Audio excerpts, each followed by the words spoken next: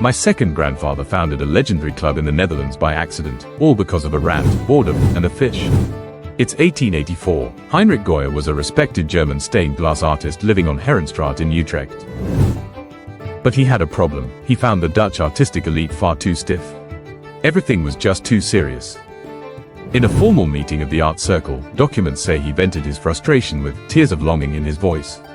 He missed the parties back home in Cologne, where the lads would gather to eat haddock, drink, and above all, muck about and talk nonsense. His friends decided to recreate these nights instantly.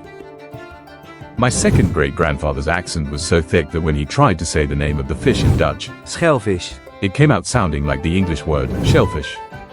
The painter Van Rappard, who was there, thought the mistake was brilliant and made the name official, the Shelfish Club. On 23rd of February of 1884 the club was born. Once inside, you weren't just a member, you were one of the Schelfischen. They created their own mock universe with its own language, Schelfish Taal. The golden rule, everything had to rhyme. The secretary didn't write boring minutes, he wrote poems. If you stood up to speak and couldn't improvise a rhyme on the spot, you weren't a true shellfish. The club ended up bringing together great names in art and music, the violinist Simon van Adelberg, the illustrator Wenckebach, and the giant of Dutch classical music, Johan Wagenaar.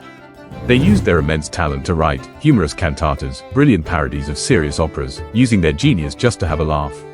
Incredibly, this messy club matured into the musical circle, an institution that defined classical music in the city for decades. A poem from the club calls my ancestor a Geurige git, a pun meaning the aromatic rogue. It says he lit the fuse of this chaos and then slipped away. He preferred to stay in the background, knowing that his homesickness had taught a stiff city how to finally have some fun. And here is a final curiosity. The man who named the club, the painter Van Rappard, was a close friend and mentor to Vincent van Gogh while this was all happening.